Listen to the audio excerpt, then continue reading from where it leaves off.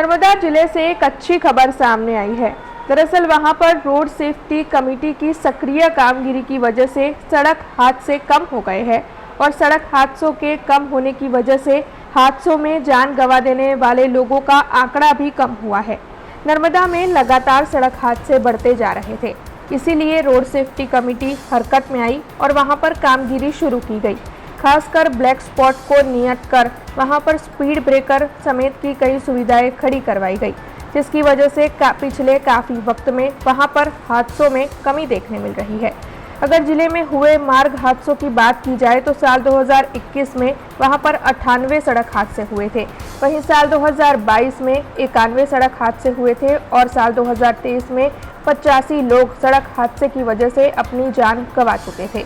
वैसे ये बेहद ही दुखद है, लेकिन जिले में रोड सेफ्टी कमेटी की सक्रिय कामगिरी से साल 2021 के मुकाबले साल 2023 में मार्ग हादसों की वजह से लोगों की मौत का आंकड़ा कम हो गया।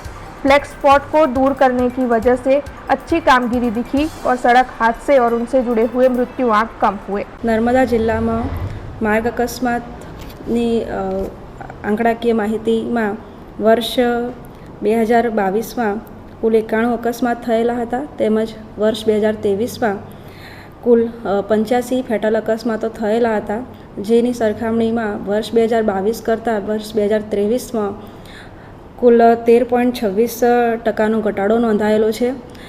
जेना माटे नर्मदा जिल्ला में आवेल वर्ष 2019 અને 21 में જીતપુરા ચોકડી બ્લેક સ્પોટ રિમૂવ થયેલ છે, તેમજ વર્ષ 2020, 21 અને 22 में જીતનગર 3 રસ્તા અને ગમોડ ગામ પાસે આવેલ બ્લેક સ્પોટ હાલમાં દૂર કરવામાં આવેલ છે, જેમાં આરટીઓ, પોલીસ અને RNB state, RNB panchayat, NHAI અને એનએચના સહયોગથી તેમજ લાંબા ગાળાના અને ટૂંકા ગાળાના પગલાં લેવાયેલ હોવાના કારણે આ બ્લેક સ્પોટ જે છે એ રિમૂવ થયેલા છે।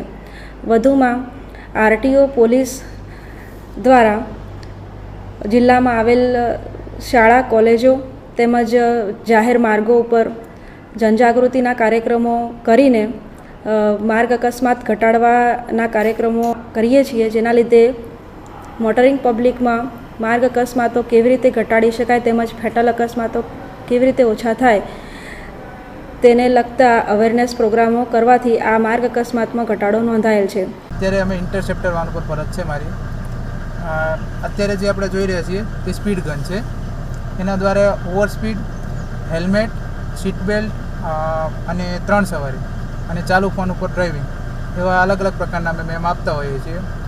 ઓવર સ્પીડ માટે આની અંદર ઓટોમેટિક લેઝર સેટ કરેલ છે, જેના દ્વારા સ્ટેટ હાઈવે હોય તો 80+ હોય નીકળે ગાડી, ઓટોમેટિક અમે ફોટો પડી જાય, પછી અહીંયાથી કન્ફર્મ થઈ અને એ કમાન્ડ કંટ્રોલ પાસે જાય, ત્યાંથી મોબાઈલ નંબર સાથે લિંક હોય અને એડ્રેસ પણ લિંક હોય, એના ઉપરથી ચલણ એમના ઘરે પહોંચી જાય અને મોબાઈલ નંબર દ્વારા એમના ફોનમાં મેસેજ આવી જાય।